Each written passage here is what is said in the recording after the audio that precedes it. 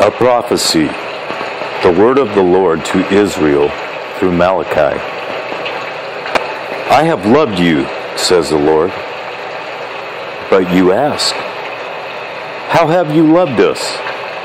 Was not Esau Jacob's brother, declared the Lord? Yet I have loved Jacob, but Esau I have hated, and I have turned his hill country into a wasteland, and left his inheritance to the desert jackals. Edom may say, though we have been crushed, we will rebuild the ruins. But this is what the Lord Almighty says. They may build, but I will demolish. They will be called the wicked land, a people always under the wrath of the Lord. You will see it with your own eyes and say, great is the Lord, even beyond the borders of Israel. A son honors his father, and a slave his master. If I am a father, where is the honor due me? If I am a master, where is the respect due me? Says the Lord Almighty. It is you priests who show contempt for my name. But you ask, how have we shown contempt for your name? By offering defiled blood on my altar. But you ask, how have we defiled you? By saying that the Lord's table is contemptible? When you offer blind animals for sacrifice, is that not wrong? When you sacrifice lame or diseased animals, is that not wrong? Try offering them to your governor. Would he be pleased with you? Would he accept you, says the Lord Almighty? Now, plead with God to be gracious to us. With such offerings from your hands, will he accept you, says the Lord Almighty? Oh, that one of you would shut the temple doors so that you would not light useless fires on my altar. I am not pleased with you, says the Lord Almighty. I will accept no offering from your hands. My name will be great among the nations, from where the sun rises to where it sets. In every place, incense and pure offerings will be brought to me, because my name will be great among the nations, says the Lord Almighty. But you profane it by saying, the Lord's table is defiled, and its food is contemptible. And you say, what a burden, and you sniff at it contemptuously, says the Lord Almighty. When you bring injured, lame, or diseased animals and offer them as sacrifices, should I accept them from your hands, says the Lord? Cursed is the cheat who has an acceptable male in his flock and vows to give it, but then sacrifices a blemished animal to the Lord. For I am a great king, says the Lord Almighty, and my name is to be feared among the nations. And now, you priests, this warning is for you. If you do not listen, and if you do not resolve to honor my name, says the Lord Almighty, I will send a curse on you, and I will curse your blessings.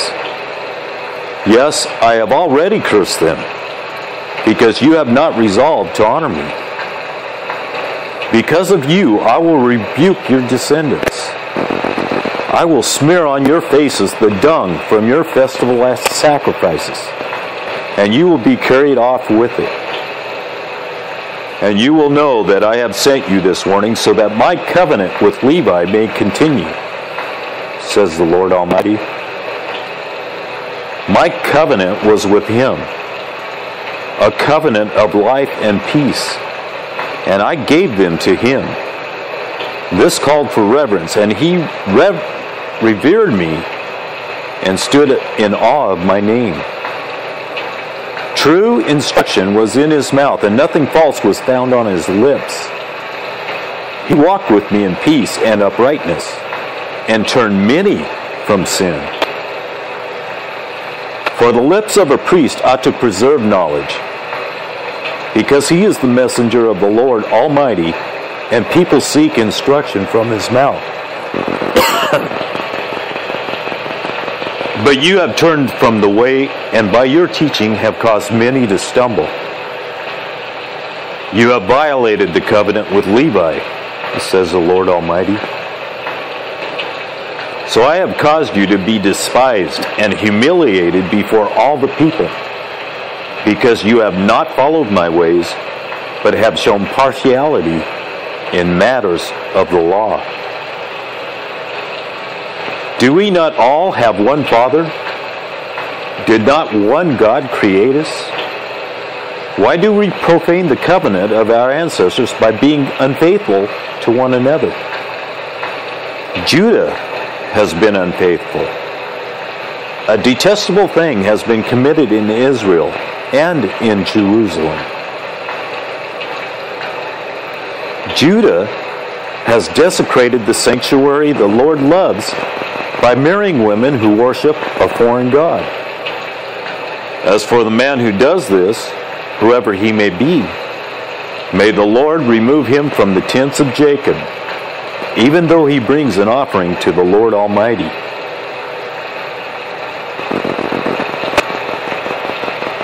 Another thing you do. You flood the Lord's altar with tears. You weep and wail because he no longer looks with favor on your offerings or accepts them with pleasure from your hands. You ask why? It is because the Lord is the witness between you and the wife of your youth. You have been unfaithful to her, though she is your partner, the wife of your marriage covenant. Has not the one God made you? You belong to him in body and spirit. And what does the one God seek? Godly offspring. So be on your guard, and do not be unfaithful to the wife of your youth. The man who hates and divorces his wife, says the Lord, the God of Israel, does violence to the one he should protect, says the Lord Almighty. So be on your guard, and do not be unfaithful. You have worried the Lord with your words. How have we wearied him, you ask?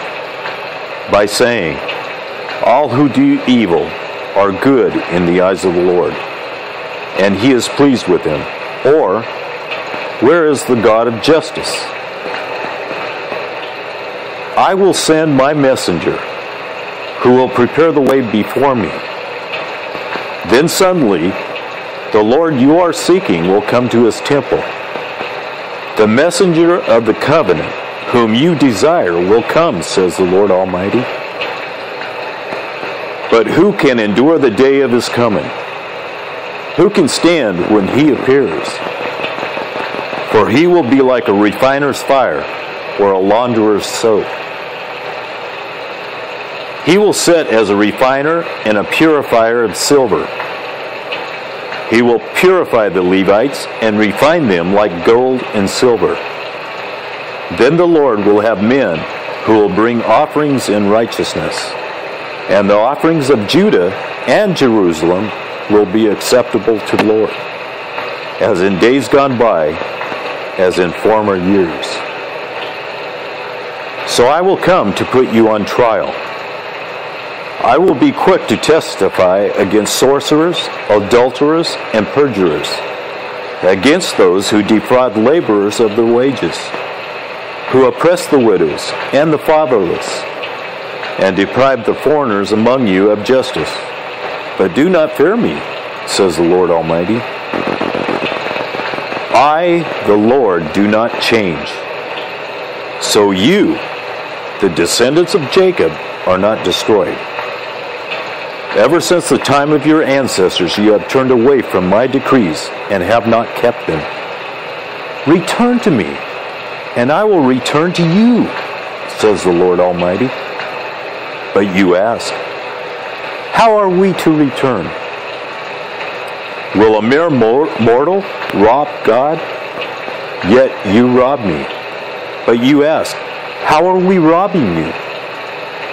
In tithes and offerings. You are under a curse, your whole nation, because you are robbing me. Bring the whole tithe into the storehouse, that there may be food in my house.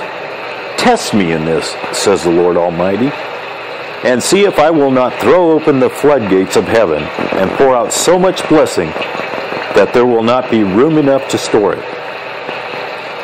I will prevent pests from devouring your crops, and the vines in your fields will not drop their fruit before it is ripe, says the Lord Almighty. Then all the nations will call you blessed, for yours will be a delightful land, says the Lord Almighty. You have spoken arrogantly against me, says the Lord. Yet you ask, what have we said against you? You have said, it is futile to serve God. What do we gain by carrying out his requirements and going about like mourners before the Lord Almighty? But now we call the arrogant blessed.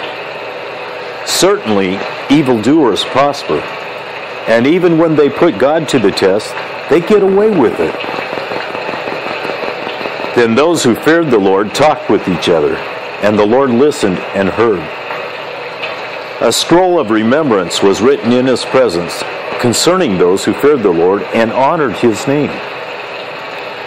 On the day when I act, says the Lord Almighty, they will be my treasured possession.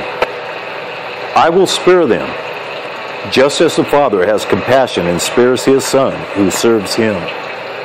And you will again see the distinction between the righteous and the wicked, between those who serve God and those who do not.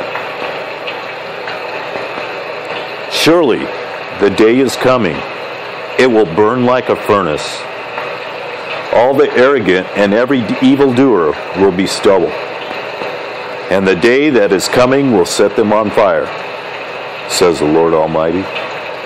Not a root or a branch will be left to them. But for you who revere my name, the Sun of Righteousness will rise with healing in its rays, and you will go out and frolic like well-fed calves. Then you will trample on the wicked. There will be ashes under the soles of your feet on the day when I act, says the Lord Almighty. Remember the law of my servant Moses, the decrees and laws I gave him at Horeb for all of Israel. See, I will send the prophet Elijah to you before that great and dreadful day of the Lord comes.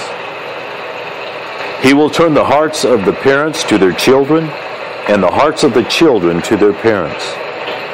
Or else I will come and strike the land with total destruction.